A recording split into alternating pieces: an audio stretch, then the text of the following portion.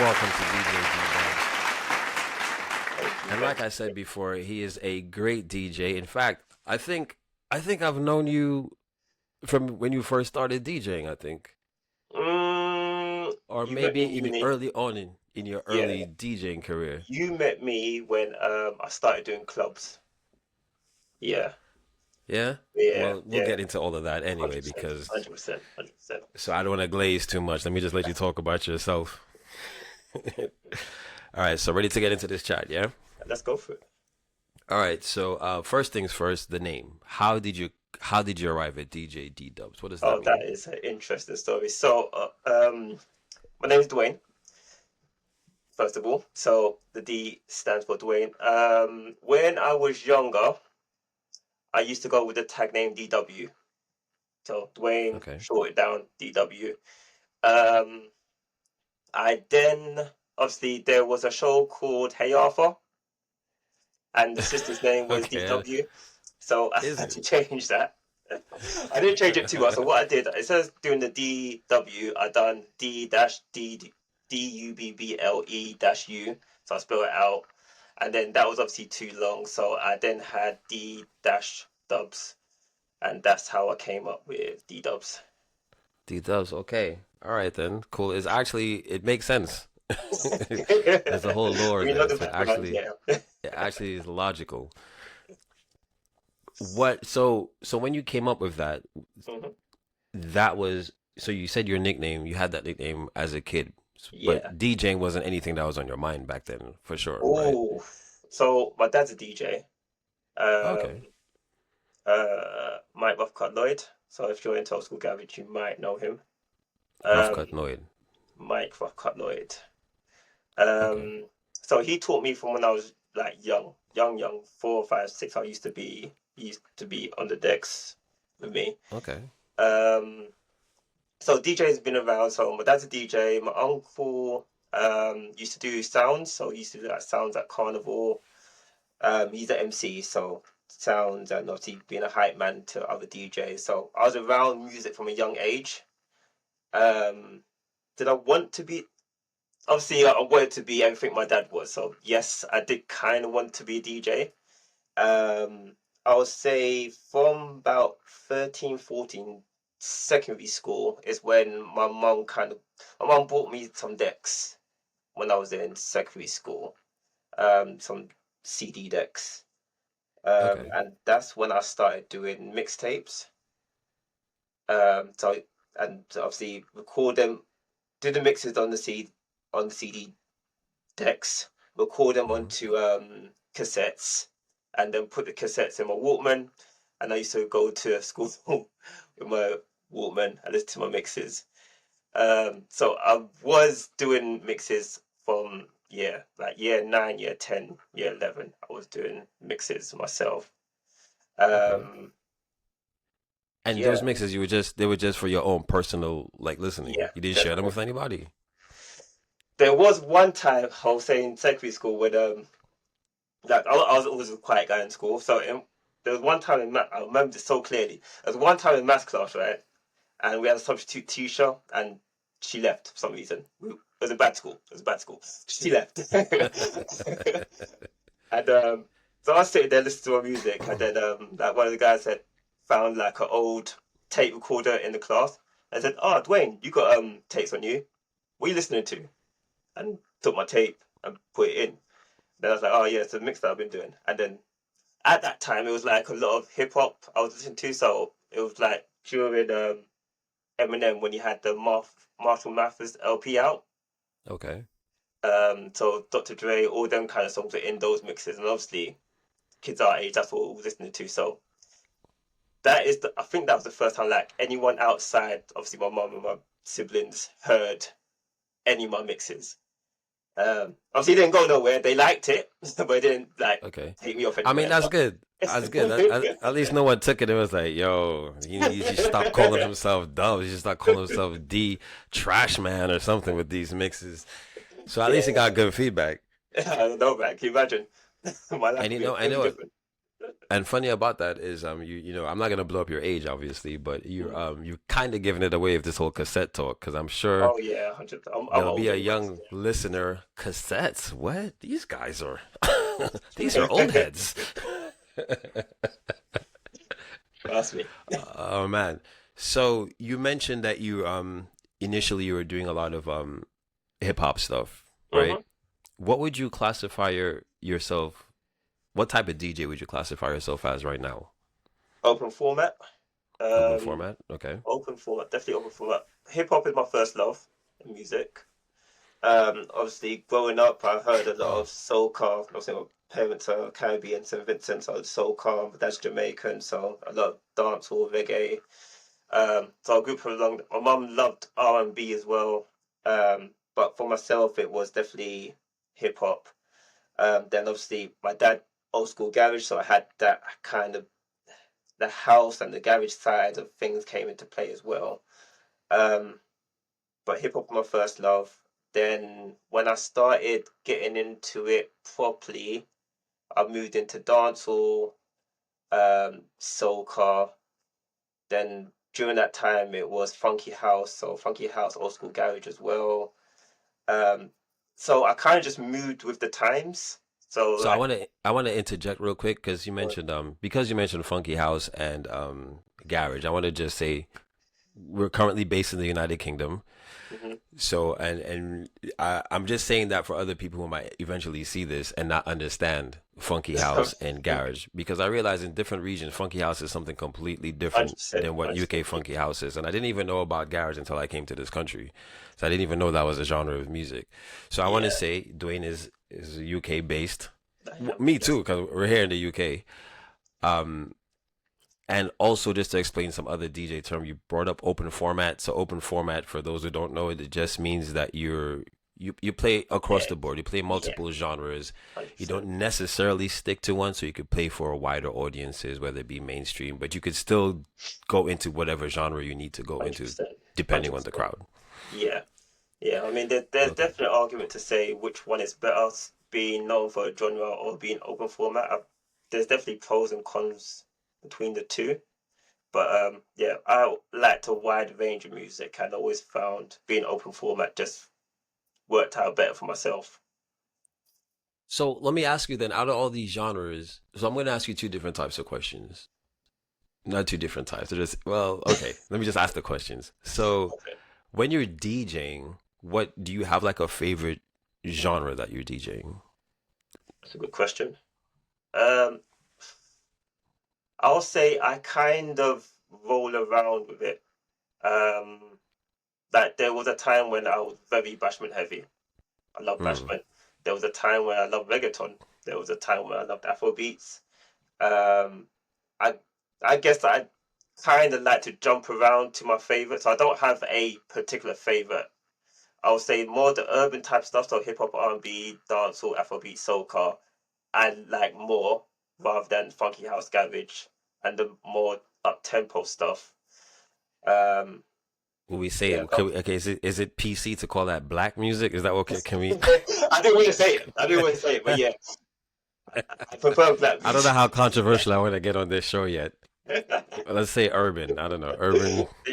I usually go with urban. That's always a safer way to say it. But yeah, Okay. I tend to stick to more of the urban stuff. Okay. Um. So, would you say that you're more in the urban sector, but you just kind of jump around? Do you have like phases or moods? Like you might be in a bashment heavy mood, or can you even do that? Or is it that there's certain crowds that you're in front of allow for you to do that? I would say it's definitely the crowd. The crowd Okay. obviously dictates a lot of what I do on the night, Mm. and also the venue. So depending on like where I'm playing, so if it's like a Latin bar, I know I need to play more reggaeton. Um, Okay. but then you might get a certain crowd in there. It's like, all right, well, I know what these people want. Let me go into my Afro beats and go into my dance hall as well. Or might be a different crowd and it's more dance tracks, more house tracks, more up tempo. So the crowd would definitely dictate what I'm playing for the night. So it can vary. You know, I'm glad you said that. because I wanted to go into your style of DJing, but before I get there, Hmm.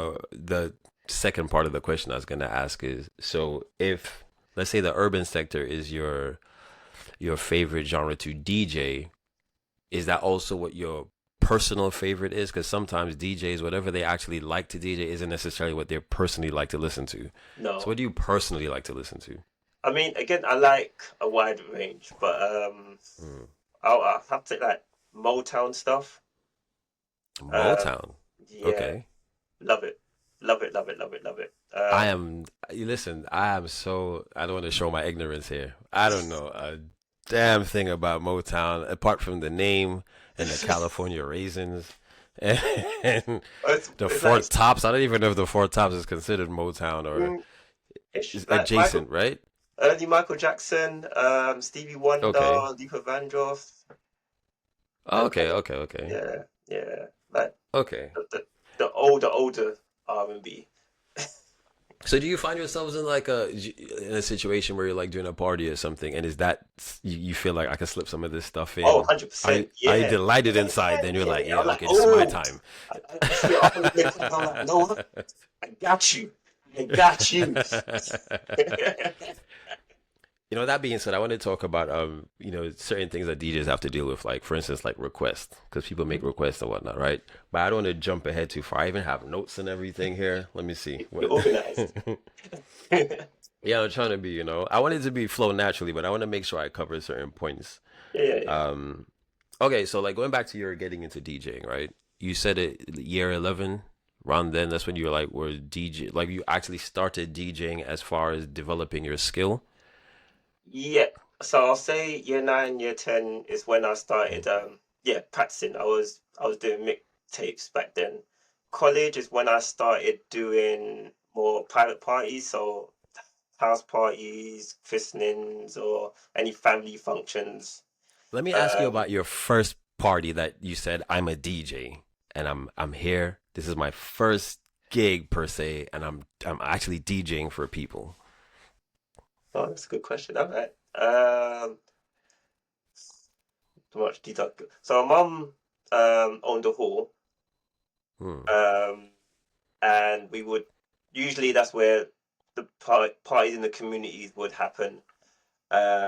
I think it was I can't remember who party it was, but my uncle was providing the sounds. My uncle obviously brought the speakers. He had his own DJ there, um, and I asked, "Can I play?" And so what the DJ is like, "Oh no no no no no." So I turned away, and then I asked my uncle, "Was like, no no no no no." So I went to my mom, like, "Mom, I want to play." So mom got me to play. I think I must have played for like half an hour or something, but that was my first experience of playing to actual people. So Do you remember? Obviously, I'm not gonna ask you to remember the exact set, but do you remember like the what was the genre that you were playing? oh, it must have been R&B. It would have been CDs. Um, Hmm. yeah, it would have been either hip hop or R&B. I don't think I had dancehall or anything else at that time because my earlier days it was just hip hop R&B. And you said this was in Did you say this was year 10? Year 10, year 11, yeah. How So old are you in year 10 and 11? What age is that? is that 15, 16? No, yeah, 15, So let me 16. ask you. Go on. So you're playing hip hop, right? And Hmm. hip hop is notorious for foul language. Did you have to? Was that an issue or? No, my parent, well, my mum let me listen to anything. And obviously Okay. from about 14, I would buy my own CDs anyway. So Hmm. yeah, it wasn't an issue with my house. Um, Well, I mean, for the crowd that you were DJing for anyway, because I found um, myself sometimes in spaces where there are oh kids yeah, yeah, around, and I'm yeah, just like, whoa, didn't yeah. expect them here. We all had those moments. I can't tell you. I can't remember what I played. I can't remember Hmm. what I played, but I would imagine it wasn't nothing crazy. Cool. So that was your first experience DJing like in front of a crowd. So what Yeah. was your first actual DJ experience as DJ D Dubs? Like you were sought after or hired or whatever to actually play wherever. Like tell me what it was. Was it a club? Was it a private party? Mm, there is one. So before D Dubs, I was actually called Smooth Cut, Say and that my one more time.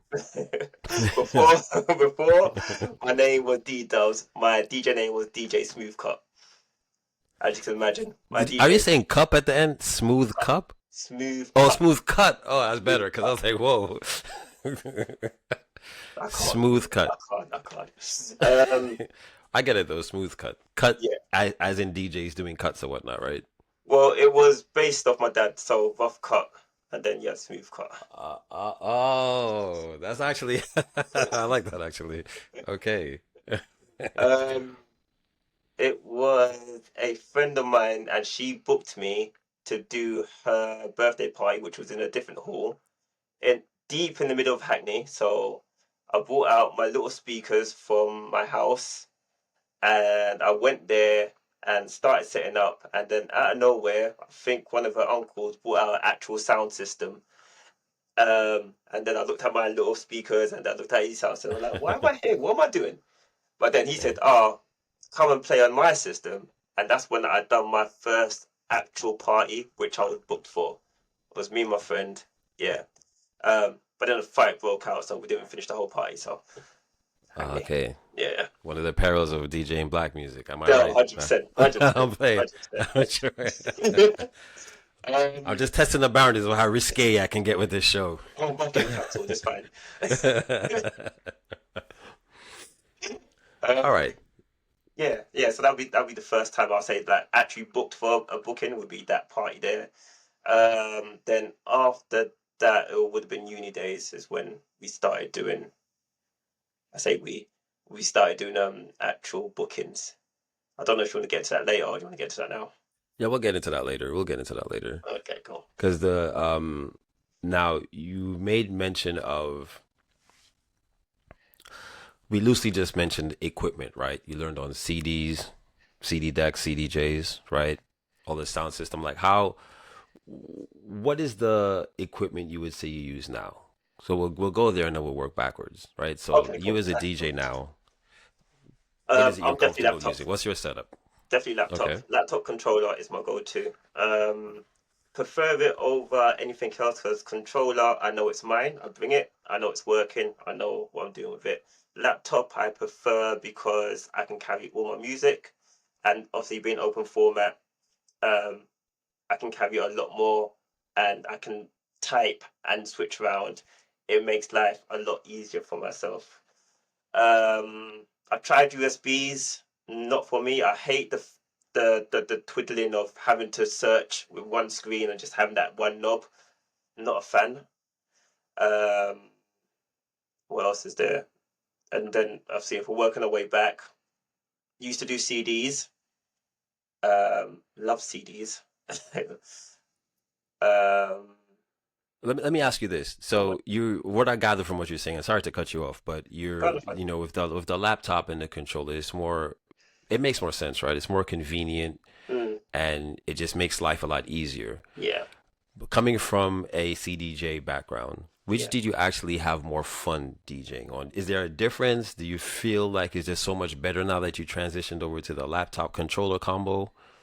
How do you feel about it? It's an interesting question. I would say I definitely have. I have more fun on CDJs. Yeah, it's just the feeling of obviously the CDJs, but the way controllers have become now, um, they're not too far apart from CDJs. Hmm. Um, yeah, so I would say definitely prefer controllers. CDJs are more fun, but it's just when you go into a place, you just don't know what you're gonna get. You're not gonna walk around with your own CDJs. It's usually the club. And yeah, depends on what club you're going to, and you just don't know what kind of condition the CDJs are going to be in. Fair enough. Fair Yeah. enough. One of the reasons I asked that question as well is because I started on CDJs myself, Hmm. and then I felt like for me to be like a proper DJ, I need to learn how to DJ on vinyl decks as well. So I went to go try that, Yeah. and boy, is that difficult. But it makes you feel like you're like you're It feels like you're doing DJing. something. 100%. You know what I 100%. mean? So It has that manual. I'd imagine. that's what people feel like who drive manuals. I don't know how to drive a manual. I It feels grew like up you're in New doing York, something. it's Uh, automatic all day, you yeah, know? yeah. So I used to vinyls is what, wonder, yeah, vinyls is I what I used, learned on. So obviously with my dad, he was obviously a vinyl DJ back in the day. mm, And vinyls is what I learned on. oh, okay. Yeah, and then obviously I transitioned to CDs. I do have records behind me. Yeah, I can see Um, them. so yeah, love them, but yeah, again, you can't take them nowhere. So this is strictly in the house. If I feel Mm. like doing a little mix, then yeah. How long did it take you to transition from Smooth Cut, by the way, to then get to become DJ D-Dubs? When did I want to say college. I was still smooth cut. Yeah, it must have been college days. So 17, 18. I can't remember why I changed. Um, I must have felt smooth cut was just corny. I mean, saying it now still sounds corny. And the reason behind it, is corny. So I was like, But I yeah, have to be honest, when I heard this story, it kind of makes sense and it's kind of cool, kind of, because rough cut and then smooth cut. Yes, it's corny, but it's cool at the same time. Because come on, you know how many people after my name? But anyway, it's not about me. So somewhere in college you became DJ D Dubs. You don't fully remember, but you know it made more sense, yeah. and here you are. So you're DJing now. Hmm. You're DJ D Dubs. You're doing what are you doing at this point? Are you doing private parties? Are you doing clubs, bars? Like what's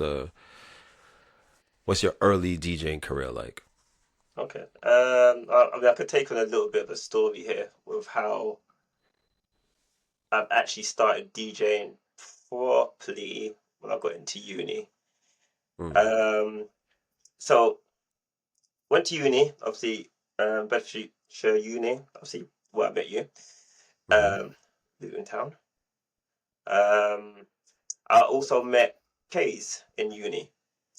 Right. So obviously, Kays pivotal part of my DJ career.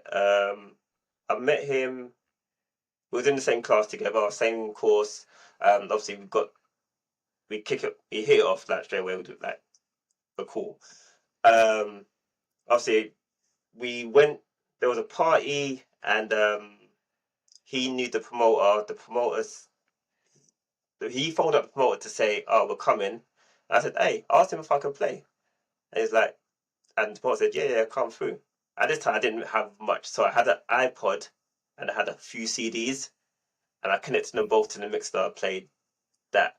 Then obviously Kays was there. Well, Kays came with me, and he was like, "Oh yeah, I'm interested in music too." But he actually started DJing once he met me. So we started. I kind of taught him how to DJ in uni, but obviously I was very what's the word? I was very to myself, very quiet. I was very quiet. Kays is obviously, as you know, more loud. He's more the Uh, extrovert of the group, I would say. yeah, yeah, we have that dynamic there.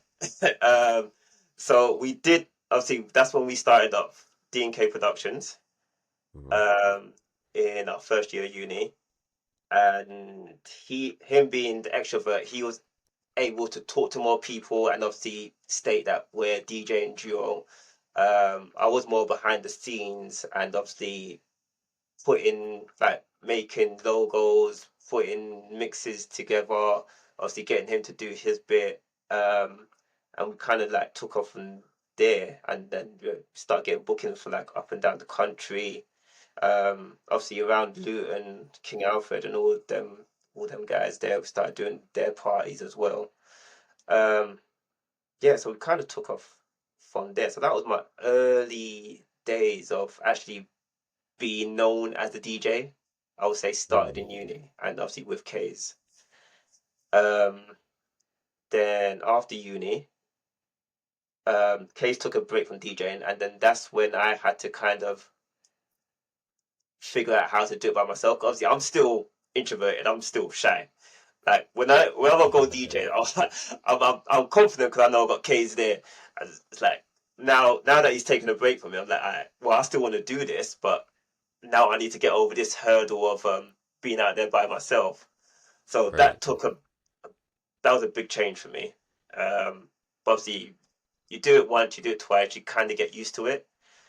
Mm. Um, yeah, and then then I managed to find. I went to a house party. My mom invited me to a house party. There was a DJ there, and he had.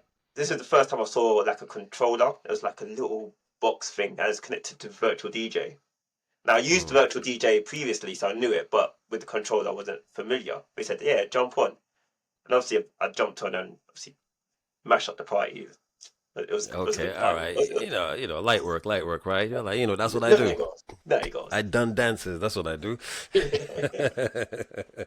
um, yeah. Then he was like, "Oh yeah." He does a space up in Wembley. So then he started bringing me into his gigs up there. That's when I and then that turned into me doing my own nights on a Friday when I started doing Luxury Fridays, and then I started doing that. Um, and then I'm skipping like years and months here, so sorry Fair, to. fair enough. Fair enough. And then the next one was I managed to go through an agency and get a gig in the Cuba up in Milton Keynes. Okay. And then I was doing that for a few years now. And now the latest one is at Olyok, which is also in Milton Keynes.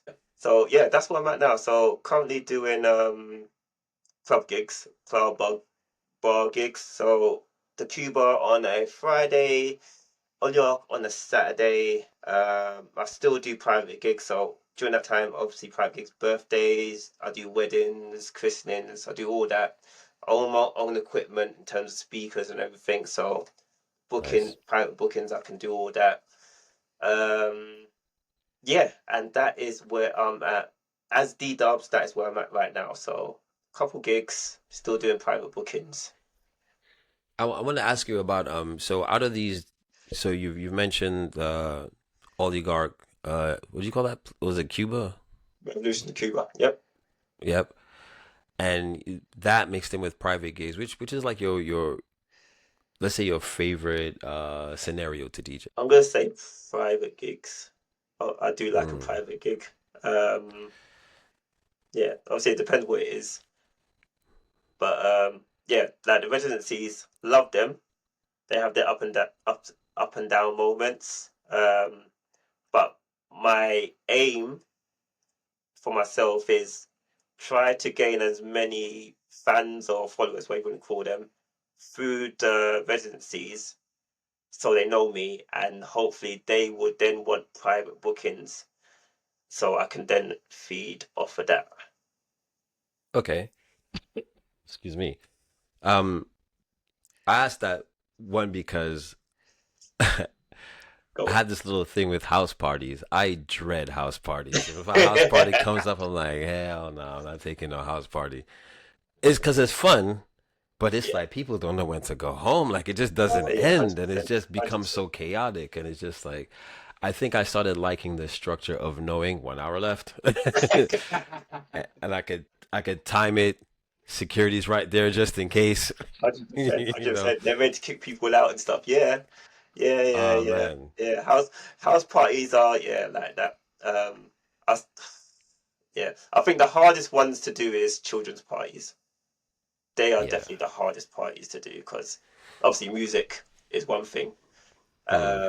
But then you usually get like the parents that want to stay to like 2, 3 in the morning after the kids are finished. It's like, yeah, right. We're looking for a few hours now. What's going on? And I like at the club you can just be like, "No, sorry, the manager said no more." And there's no Yeah, more, yeah, yeah, yeah. I hide behind the no more. security Sorry, guards. we're closing. Yeah, but sometimes I call them over. I'm like, "Hey." Okay. So like, I want to go to your DJing style real quick, yeah. Go for it. Because you were saying you were kind of, for lack of a better word, let's say introverted, Yep. right? So when you're DJing, and I'm asking this because there's different types of DJs. There's DJs who do like a lot of scratching or whatnot, or you know, um, Ones that actually, because there's a running joke that us DJs don't really do that much. There's so much gear in front of us, it's all Yeah. these different knobs and faders, and a lot of us really. I know me for a fact. I don't use half of the stuff that's in front of me. So, but there are DJs who they do all these fancy loops and da da da da and Mhm. do all of this and that. They use the keypads a lot and whatnot. So what would you classify yourself as? And mic work included, because if you're an introvert, that you getting on that microphone might be a bit of a hurdle if you do incorporate that into your set. Yes, excellent question. Excellent question. So, I would say I tend to use like going back to CDs. Obviously with the game like the tops, mid, and bass. I was always like the one to be messing about with those, and obviously bringing in the next track, turning it down, turn down the mids to bring in the next track, making sure that like you don't hear vocals over vocals where you're trying to do all the mixing and stuff. So I was always, I'd be the guy always touching something, so to speak. Um, Obviously moving on to controllers, obviously there's a lot more buttons, um, Yeah. to say the least.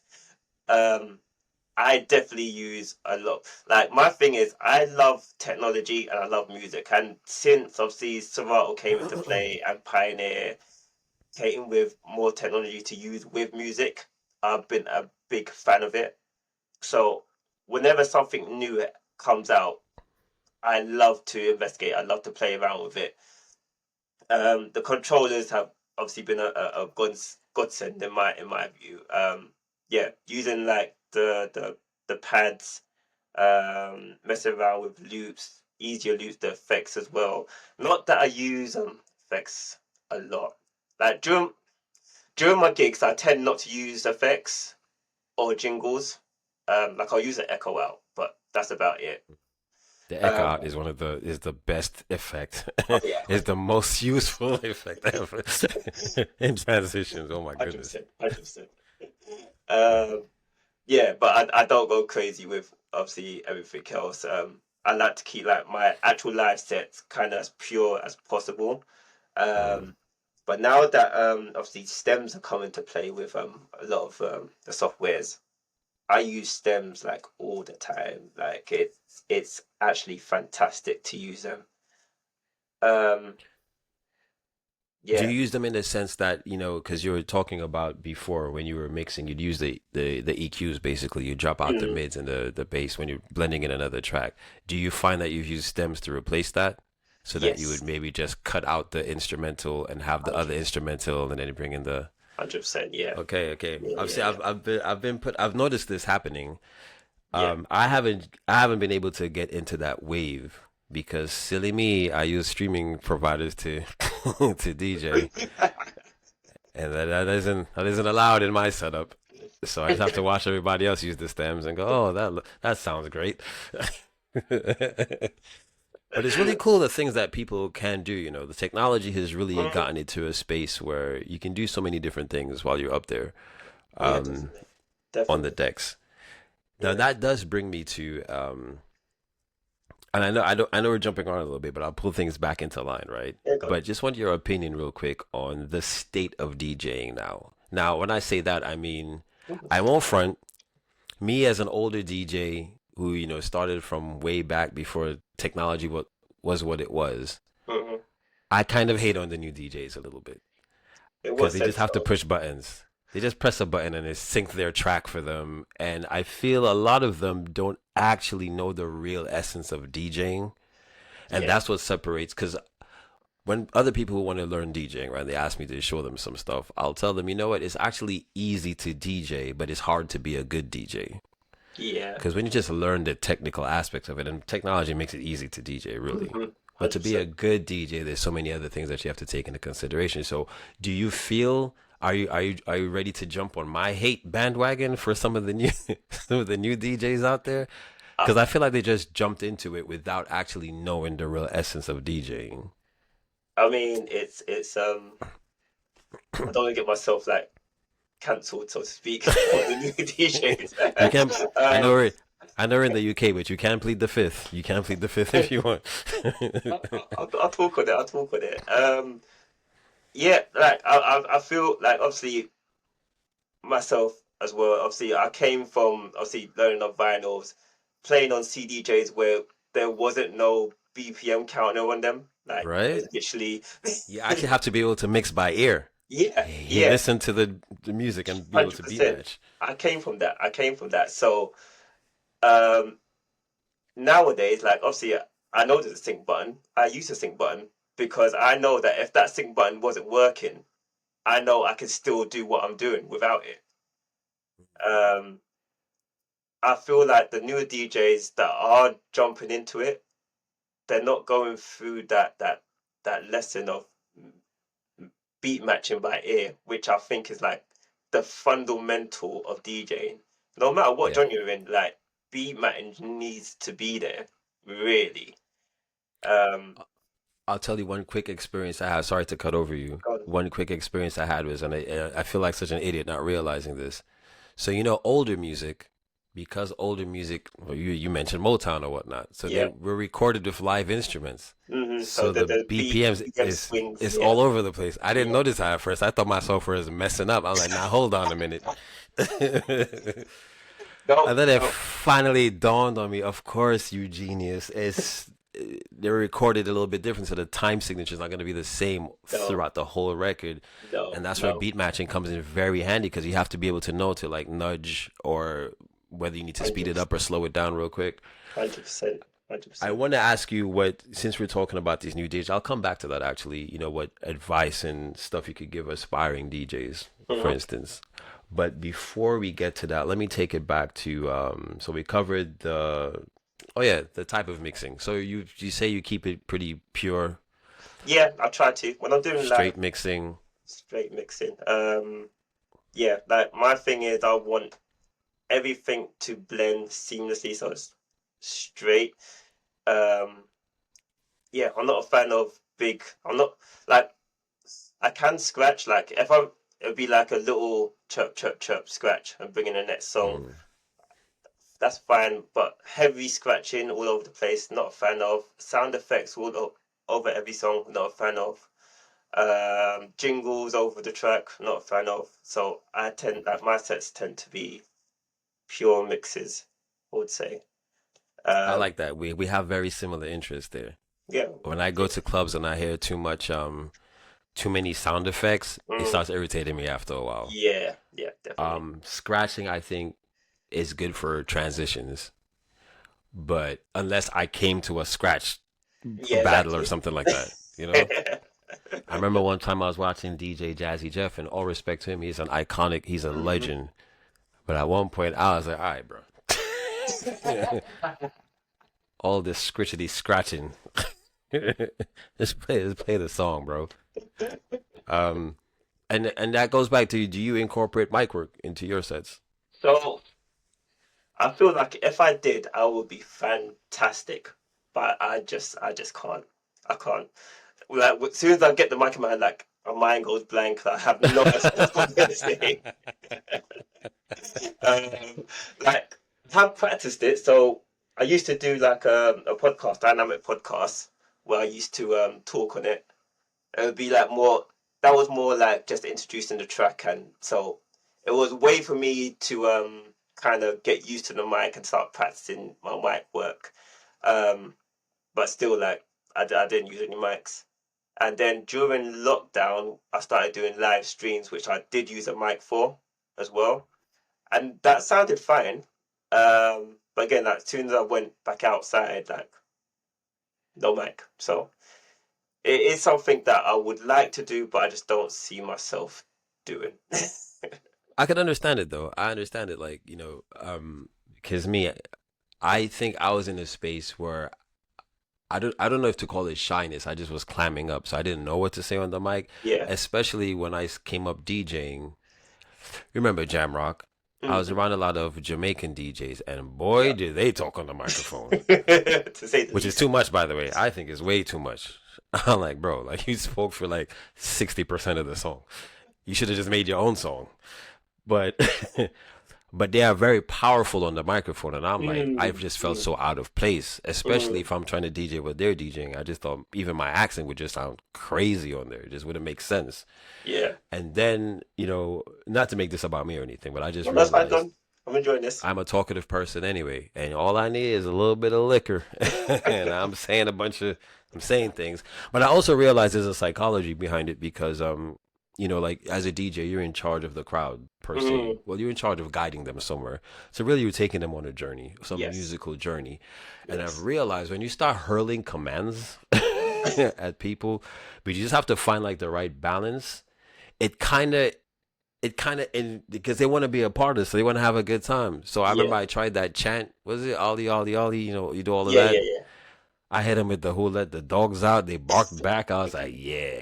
Now it doesn't work all the time, but it's cool. But I, it's not necessary Mm, because another thing is if you're a good DJ anyway, you don't necessarily need to do that. People come to vibe. They'll do their 100%. own Yeah. thing. The music will speak for itself, especially if you pick music well and you read the crowd well. I think that's something that a lot of DJs, newer DJs, they overlook. They think, oh wow, this I can mix this together and I could just mix all of these songs together, and it's like Yeah. they don't understand about the energy of songs. 100%. Yeah. Just because something matches up with the BPM doesn't mean it's the Yeah. right song you should have played.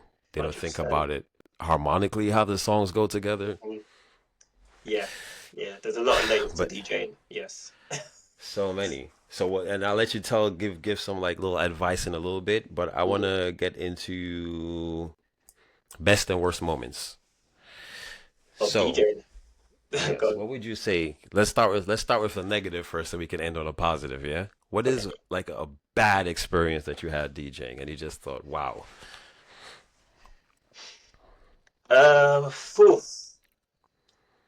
I mean, every DJ has bad gigs. Um, I think the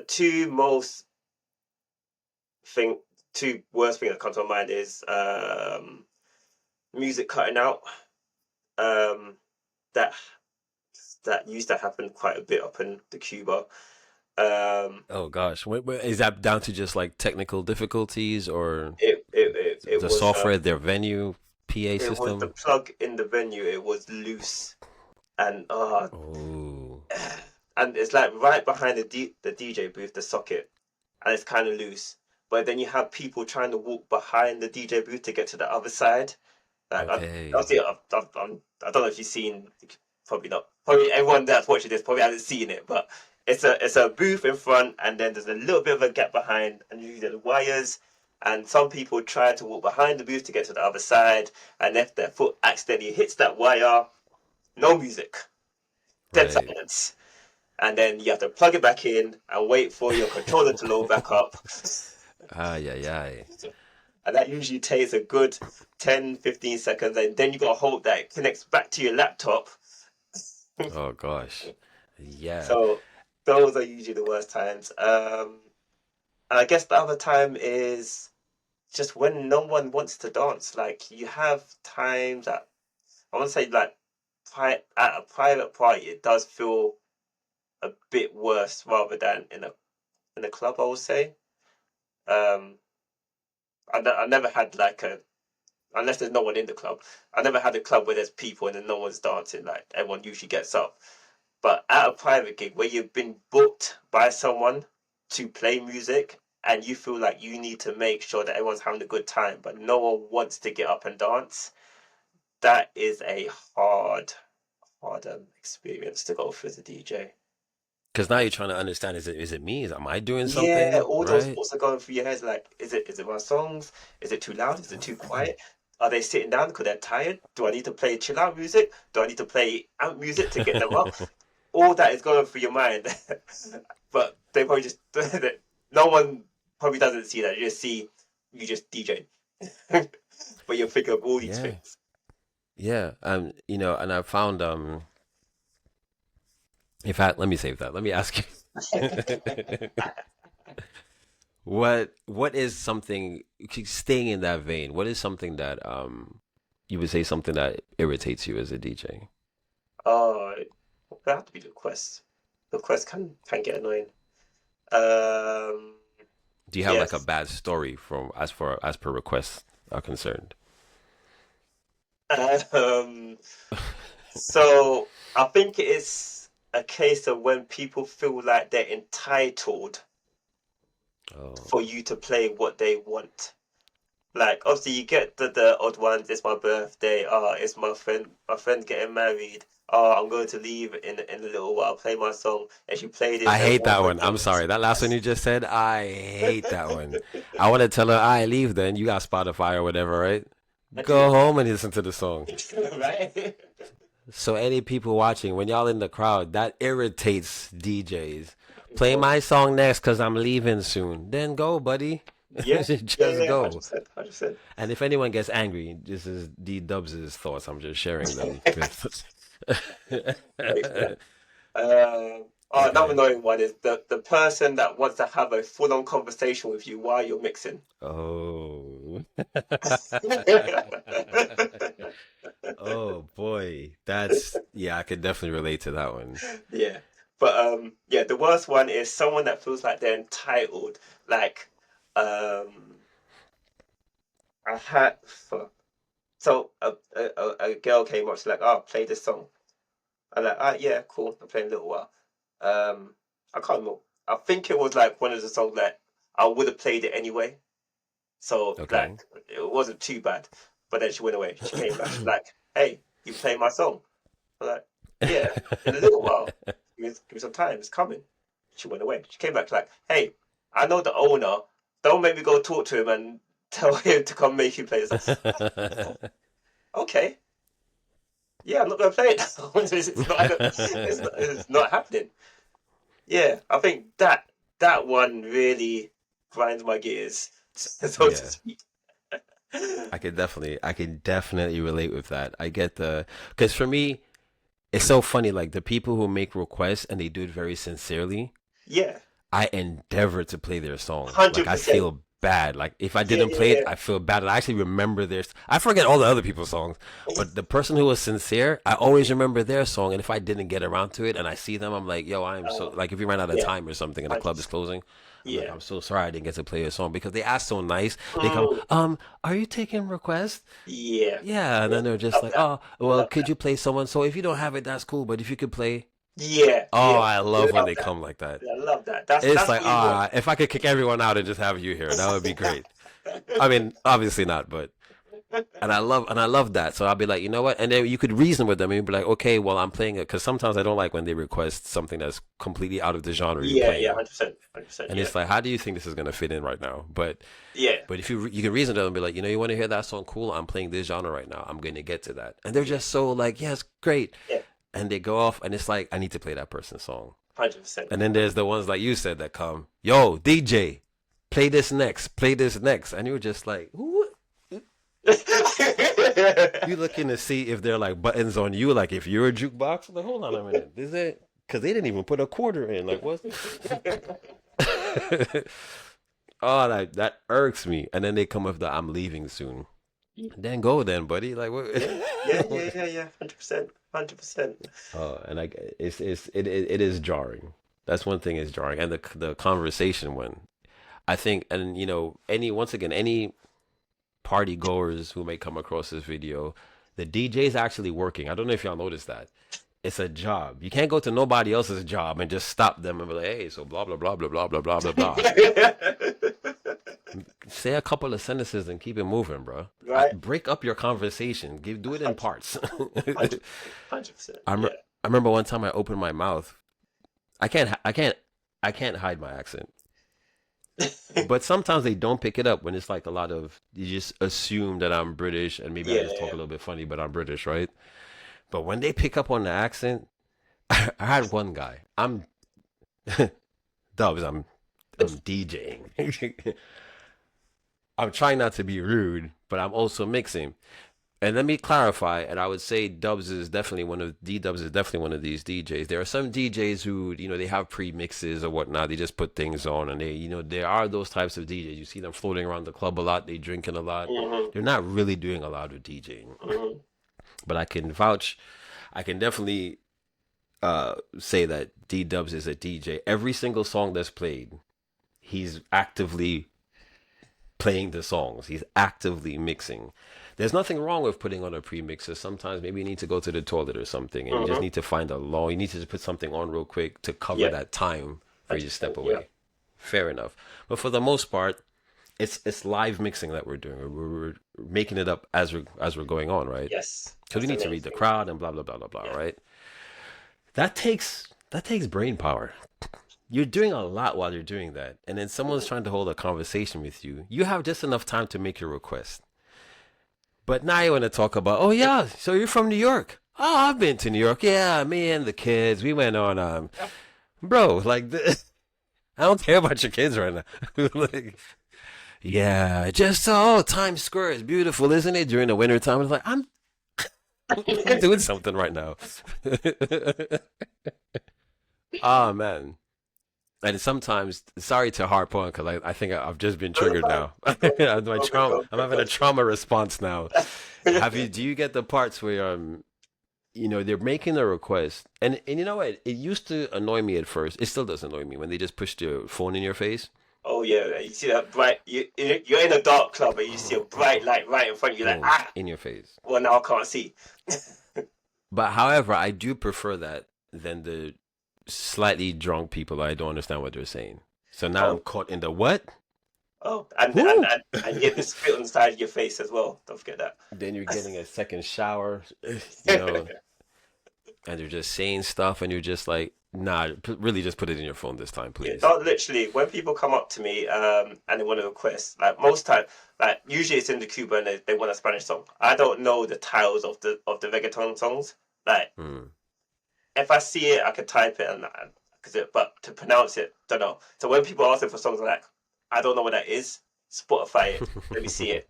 If I got it, I got it. I'll do it that way. I do. I prefer that as well. Like, Can I have a request? Yeah. What is it? And they bring out their phone, they type it in, they show me. I'm like, cool, got you. That is my perfect request. I meant to ask you about the reggaeton. Is that a genre that you already personally versed in, or you picked it up because of that venue? So, interesting story about that. So, Mm. this was when I was playing in Wembley, um, my residency down there.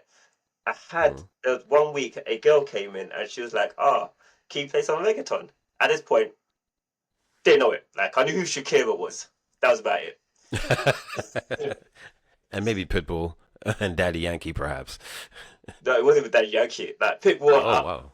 Pitbull, I would have classed as pop. I would have classed him as reggaeton at that Okay, point. Yeah. okay, fair So enough. I knew who Shakira was, and Hmm. she's like, yeah, play some reggaeton. I was like, oh, all I got is Shakira. She's like, yeah, yeah, yeah, that's fine. So I played it. I saw it. I was like, huh, maybe this could work. Let me do some research on it. So I went away, found some reggaeton tracks, and it was just by like I think it was like 2 weeks later she came back. I was like, I played like five in a row.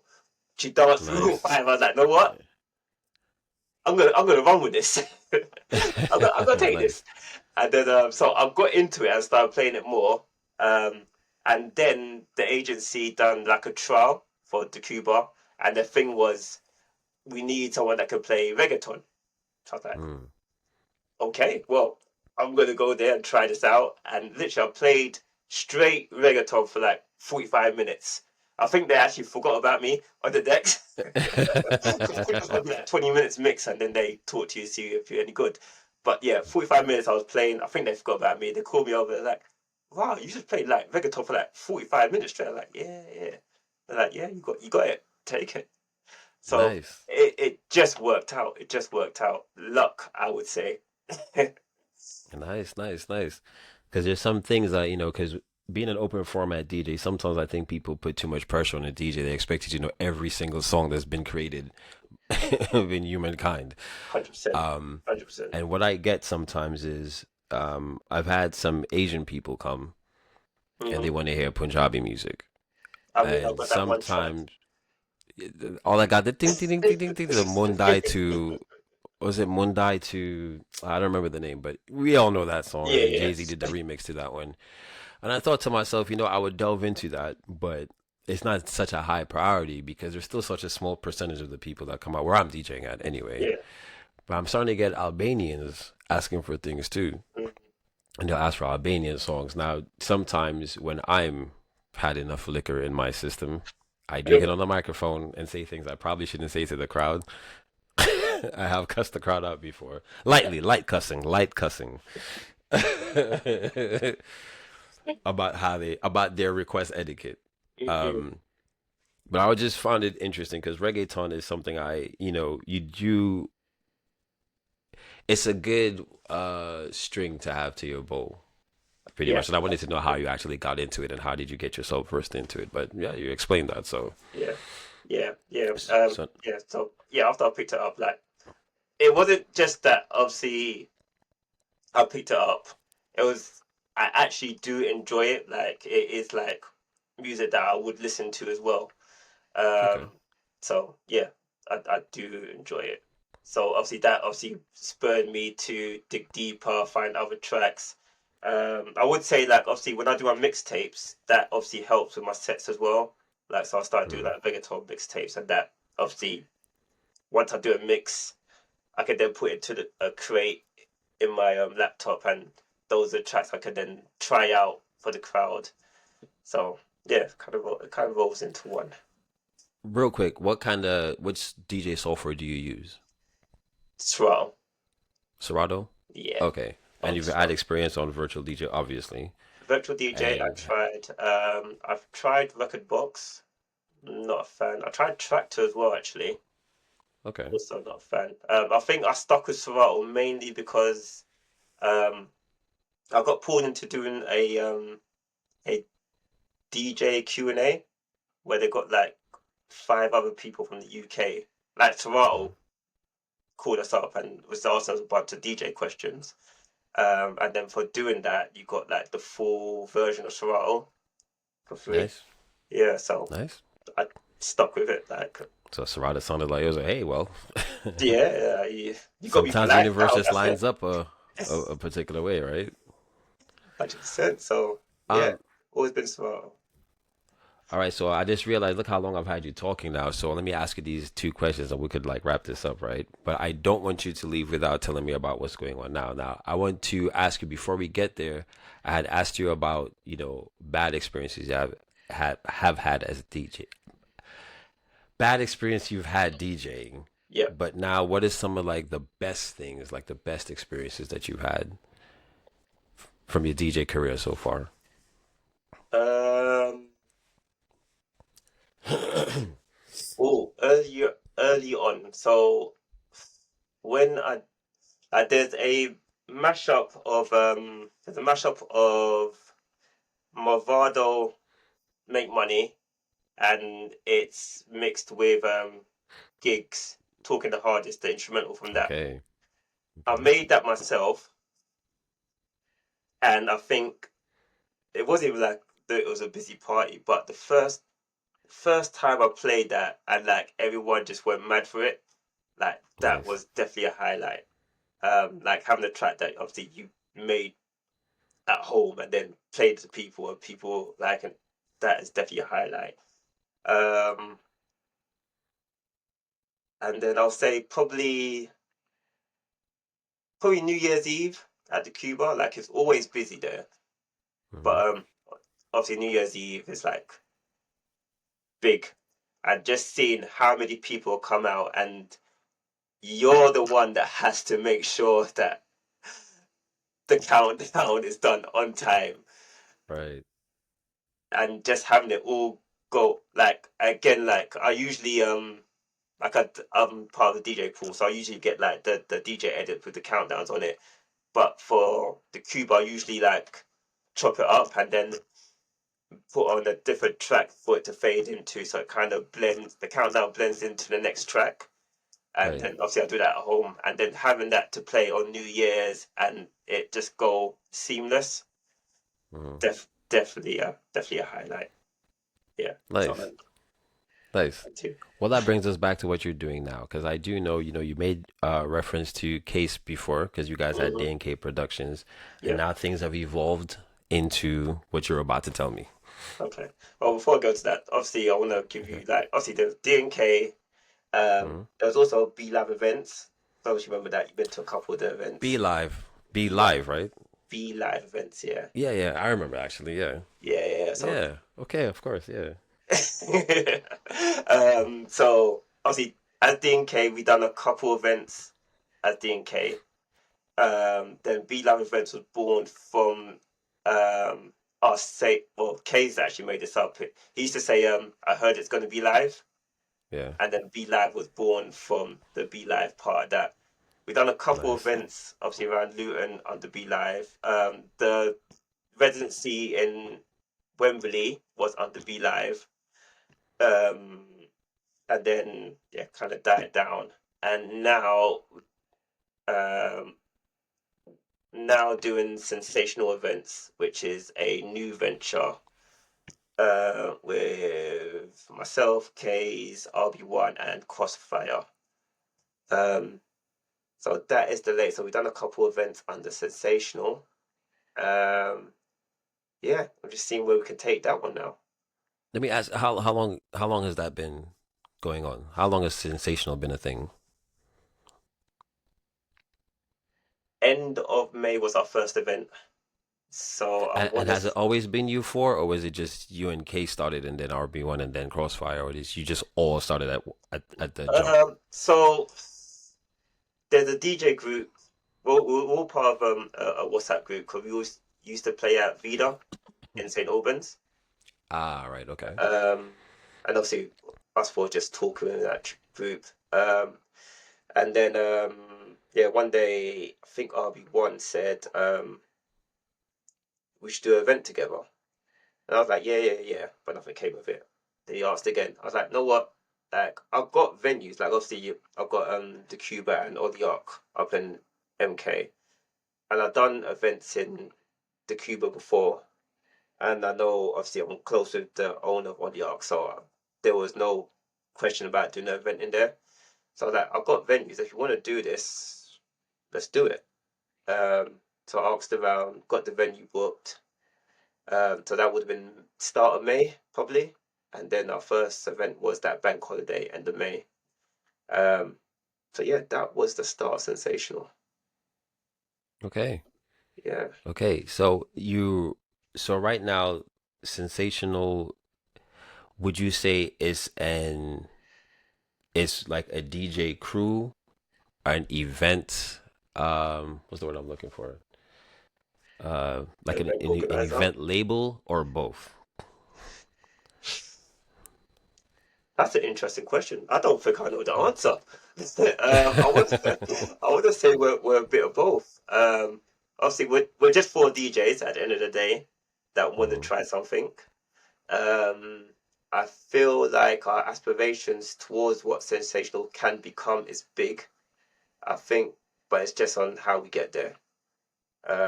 And So, what is one of the big goals that you have for sensational? uh, me personally, um, obviously there's four of us, so, but me Hmm. personally, Yeah. I want to see us take the events outside of Milton Keynes. I want us to be over the UK, all over the UK, doing events, building up a following that way, and then at some point try to take it abroad would be my vision for sensational. Um, Obviously, very big dreams, baby steps to get there, but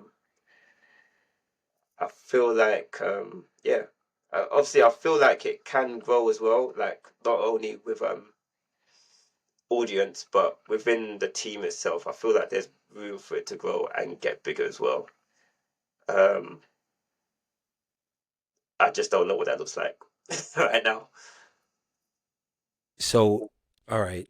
Now, I don't want to extend this for too long, but more questions keep popping up as Go on, you, go on, ask away, ask cause away. now, cause now I'm thinking, all right. So just to make sure I'm understanding what you're saying, you would like it that sensational events gets you can guys can go on tour as the sensational crew, for lack of a better term, right? And your events are more like an event tour, so to speak. Like, you know when 50 Yeah. did that last, what did he call it? The last lap or whatever he called it. Mm, And he just went on tour under that name.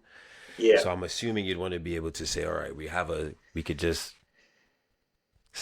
have a few different dates. Let's say using the UK for instance. So in Yeah. this town, and then maybe next month is in this town, and the next month is in that town or whatnot. Yeah. Definitely. Um, I did obviously take that overseas. So if you do achieve that dream, or Hmm. let's say you do achieve that goal, that puts you in a space where you're like, because you know there are DJs who are just working DJs, and they're like DJs who are like the superstar DJs, like your Getters and your Yeah. Marshmallows and things of that nature. Is that where you're trying to go with your life? Do you want DJing to encompass everything as far as you know what you do as a living? No. No. No. DJing is Okay. not. As far as early as I can remember, my dad always said, "Don't make DJing your main thing." Uh, Mm. um, so to me, DJing has is a hobby. Will always be a hobby. I'm just lucky to be good at it and to make a little bit of money from it.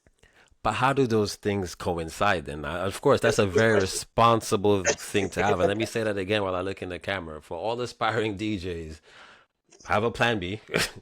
don't necessarily don't necessarily not if it's a dream of yours, chase it, but make sure you have a plan B. 100%. Do treat it like a hobby. Well, this is my advice, and you could tell me if you co-sign that advice.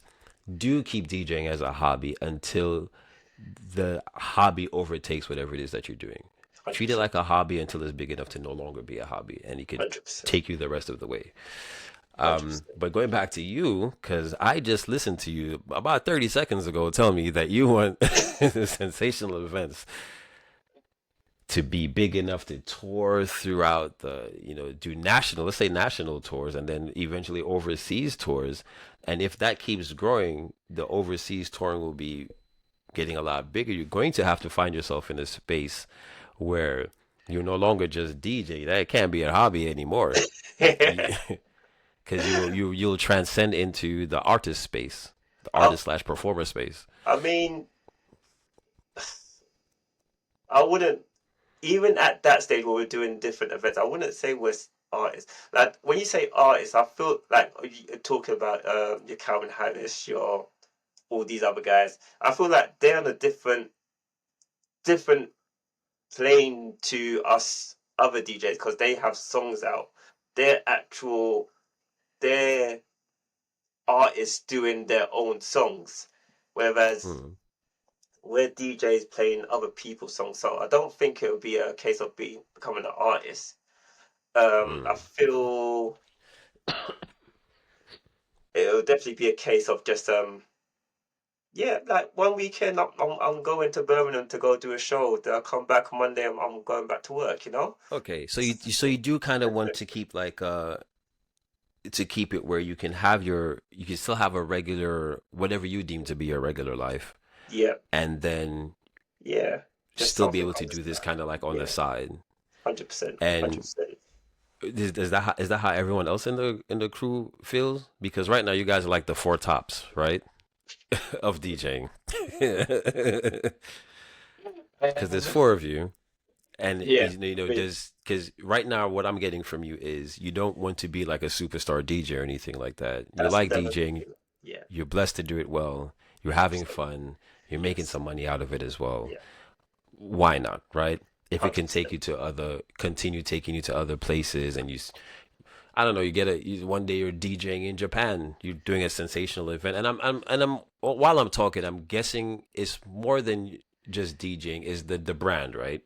You want the Yeah, brand to be big 100%. outside of you DJing. So and tell me if I'm wrong. You want the brand to be so big that you don't even have to DJ per se.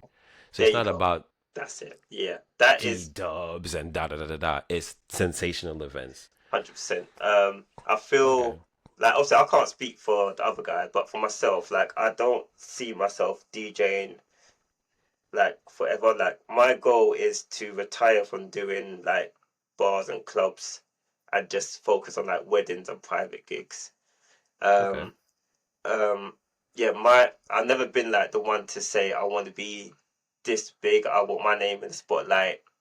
That is not me. Obviously, I can't speak for the other guys. Obviously, they may have their own ambitions, but I feel like if they want to have that ambition of making themselves bigger, that can only benefit the brand. So if Kays wants to be superstar Kays and he's associated with Sensational, his following that he's gaining are gonna then come into Sensational and obviously still build it up. So yeah, I feel I like yeah, everyone should want if they want to build up themselves as more than what I want to do. hmm Happy for them to do that, but myself, I'm introvert. Introvert. Fair enough. So you still feel like you'd always kind of be the behind the scenes guy. That's where I love being behind the scenes.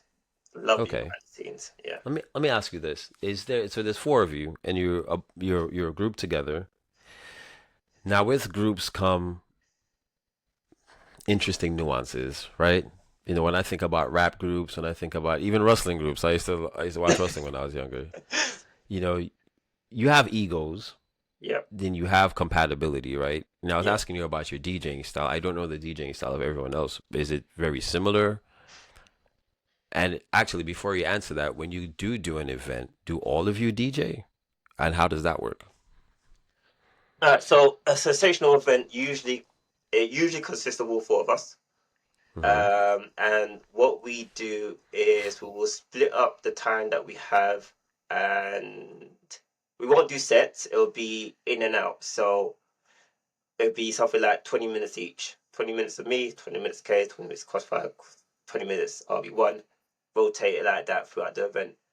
I feel like we work well with that. Obviously now, since we're using controllers nowadays usually have two inputs, so we can have two laptops on at the same time. Switch in and out like that. So the switching over DJs is not an issue. Um, and yeah, it just gives you. I feel like us doing it that way obviously gives the event something different because people are hearing someone else like every 20 minutes, every half an hour. So it's not like they have to sit there and listen to me for an hour, then wait for then someone else comes on and they've got to listen to them for an hour. It's in and out, which Okay. I feel like is something different that we are providing as sensational. I saw a clip, and just tell me if I've interpreted this clip wrong, right? So I did Go see on. a clip of one of the parties, and you were speaking about being not the strongest on the mic, but it looks like is it RB1? Is somebody who's pretty good on the mic. So Hmm. do they take over on mic duty? So even while you're DJing, they'll just hop on the mic and just continue that. Are they like the designated mic man? So I don't touch the mic. RB1 Mhm. is definitely the strongest. K's is second, and then Fire, and then I don't touch it. So RB1 will be on the mic predominantly, um, and then K's and Crossfire will do their bits and pieces as well. So Okay. them three switch between the mic, yeah, but I don't touch it. Okay, cool, cool, cool. And do you have, obviously I don't want to manifest any negativity. I only wish for positive things to happen and for you guys to move forward. But I do Thank have you. to ask this as a group, do you ever find yourself, with egos bumping or anything like that? Or are there any disagreements? How do you guys handle maybe not seeing the same vision at the time? Um, yes.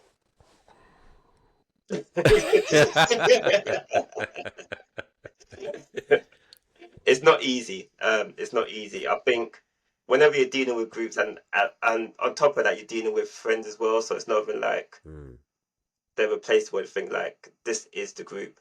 No one's mhm. replaceable within the group, but everyone does have their own vision of what they want. Sometimes it doesn't coincide with what you want. Um, yeah, it can be difficult at times. It can be difficult. Um, but I guess that is something that every group needs to work on.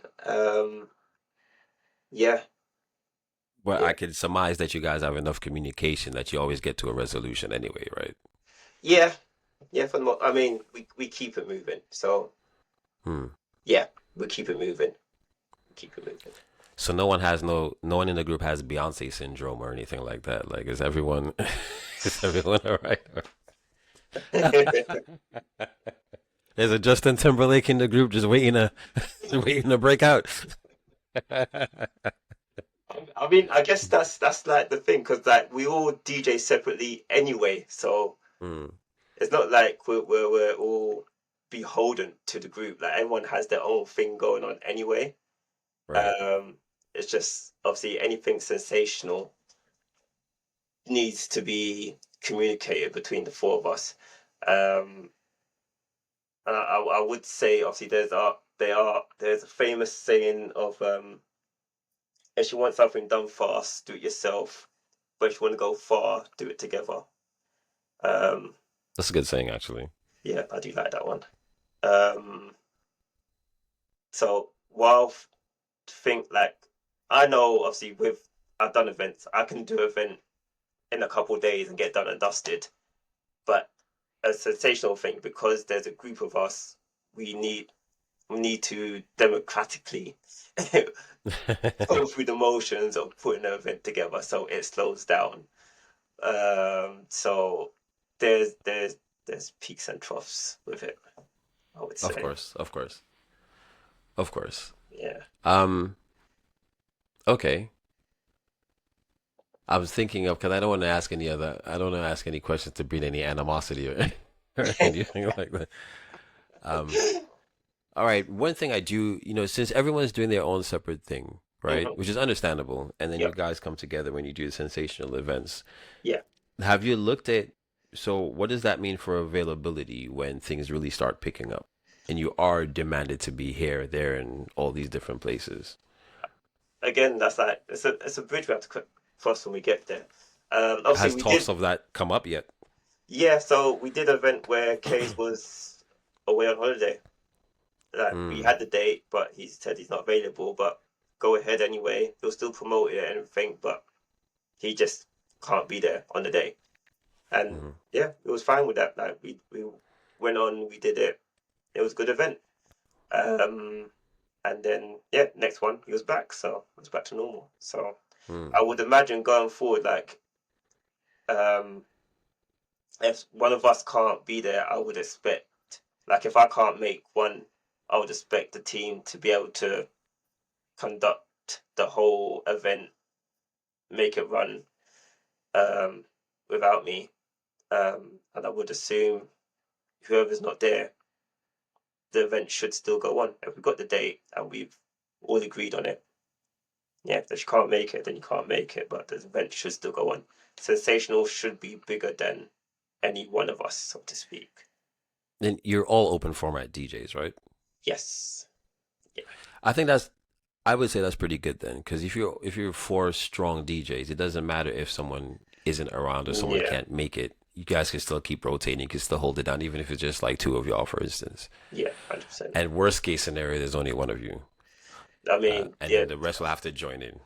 But you can still the show still goes on because I think especially when you're because the places that you've had to DJ, you have to hold down long sets like five Yeah, yeah. 5 hour sets or whatnot. So Mm. you could definitely handle a night by yourself. Oh, yeah. Not to Yeah. say that you should. I'm just saying worst case scenario. Yeah, yeah. I No, think no. that's good. Yeah. And I guess what we were saying before about hobbies, becoming large enough to not be hobbies anymore. I'm assuming, the events get big enough, it will overtake. It'll put some people in a position where they have to decide: do I let go of my residency to delve more into Mm. this because it's going and it's becoming more fruitful, etc. The bridge you guys are gonna cross, I guess. Yeah, yeah. I mean, And I'm gonna be a fan on the side. That's all I know, you know. I appreciate that. I appreciate that. Yeah, definitely. It For would be sure. something that, yeah, I think if we do get it to that stage, it'll be something that we'll have to obviously address when we get there. But for now, obviously, we've been trying to do an event once a month. As Christmas come down, we're gonna take a break for December, January. Probably try do one February, March time. So there will be gaps. Um, and then yeah, it depends on what venues we can get and what dates we can book to see when we can carry on doing the next ones. That being said, there is and we'll talk about this another time off camera and all of this. Okay. Because there is a venue. Because you remember I used to work anyway. Whatever, I'll tell you about it. But there's a venue, and it might be a potential opportunity because it's something I want to use too, but I want to extend it to other people Okay. as well. But it's in Bedford though. That's fine. Um, We're looking to move but out of MK, so yeah. but we'll talk about that differently. Yeah. Any advice for? Oh, and also, by the way, I want you to what we'll do this in post editing when I want you to give me more information about upcoming sensational events and et cetera, Yeah, yeah. where to follow you at, where to get more information, website, all that information, and I was like put it into Yeah. the video. Now, as DJing is a hobby of yours, but you're Mm-hmm. actually a professional DJ. You are a professional DJ. What would you Yeah. give? Um, what would you tell an aspiring DJ right now who wants to get into what would you leave them with? Good question. If you really want to get into it, practicing at home is going to be your first step. Make sure you're doing that. In terms of software, I would always suggest Virtual DJ. Virtual DJ is a great software. It's free if you're using it at home, and it's a great way just to get to know your tracks and how kind of the cue button works, the play button works, the tempo works. It gives you the keys of your songs in there. Um, it's a fantastic software just to start on, I would say. Um, yeah. And then when you're moving up a controller, um, it's tough nowadays. It's so tough nowadays. 'Cause I want to say learn to beat match by ear, but yeah, with software, it's right there in your face. But I would say if you Yeah. can, obviously, if you have like Serato, don't look at the screen and just try to play the songs and just try to match the tracks by ear. Getting that down is obviously gonna benefit you in the long run, definitely. Um, and then I will say one advantage that the newer DJs do have over us older ones is their social media presence. I feel like that is a big thing nowadays. Like you can get bookings just off how many followers you get on Instagram and stuff. Um, so yeah, use that to your advantage. If you have it and you got personality for it, do it. Um, yeah, and just know your music, know what you're playing. It's the most important thing. Oh no, in fact, no, that's not important. Play to the crowd. The crowd is the most. The crowd is what's paying you. So the crowd is the most Yes. important thing. Yes, make sure that you know your crowd, know what they're looking for, know what they want, know how to play to different sets of crowd. Um, yeah, they are why you're there. So your crowd is your most important aspect when DJing.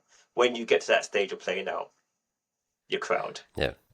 And definitely learn how to read them. Learn how to put feeler songs 100, out there and see how people yeah, respond to them and whatnot. 100%, 100%. Most important Yeah. thing. So anyway, sorry, that was your advice. I didn't want to jump in there. That's fine. But That's fine. I feel that's what you were going to say. Yeah, yeah, 100%, 100%. Okay. So well, I'd like to thank you, D Dubs. I keep wanting to call you Dwayne because I know you. But for everyone out there, you are D Dubs. I feel like it's been a pretty good conversation actually. I enjoyed it. Um, It was really nice. Well done. Thank you, thank you. What I want to ask you is, if you were to describe a sensational, like I've never heard of it before, I've never been, I'm out here, I want to get lit. Tell me about a sensational event. What should I be looking forward to? Pure vibes. Pure vibes. From start to finish, you're getting the best music from the best DJs that I know of. Um, the atmosphere is always on point, chilled. Everyone's there to have a good time. Obviously, the music is on point. We do. we have photographers. We usually do giveaways on nights as well. But our main thing is the music. Like, there's no other event that I know of where you're gonna get four DJs doing a rotation like we do and keeping that vibe consistent without pure vibes. Okay, and because the music is such an important part, does it really is it more urban-esque or is it really just all across the board? So it's I'll say it's more urban, definitely more urban. Um, we are looking to expand. So the first few that we done have been like Afrobeats versus Bashment kind of ways. We've Hmm. done a carnival inspired one with obviously soca and everything as well. Hmm. Um, in future events, we may expand that. We don't know what that looks like yet, but Hmm. that is definitely up for discussion as well. So yeah, but definitely an urban rave. Like the next one that's coming up is November 23rd. Shameless plug. Okay. November 23rd. It's going to be the last one of the year, so it's called The Last Dance of 2024, and it's Nice. R&B, hip hop, bashment, Afrobeats, and piano. So definitely, definitely looking forward to it. Cool. Excellent. Excellent. Um, Dubs, thank you very much for coming, being a part of this. No worries, no I'm worries. very excited about it. Privilege, privilege from my I'm going side. to say, obviously, this is Dubs. All his information is going to come up somewhere in this video, so you can contact him and you can learn more about sensational events. And yeah, hopefully, we'll get some of the other members of the crew being interviewed as well. Get some juicy gossip off of it. Now I'm playing. But You it'd be probably nice will, to hear their probably will. different styles. I mean, Yeah. if they offer it up, you know. But all right, so once again, thank you very much, and then I wish you all the best, and hopefully I will get you up on here again in the future, and we can catch up 100%. with where your DJ life has been going. Perfect.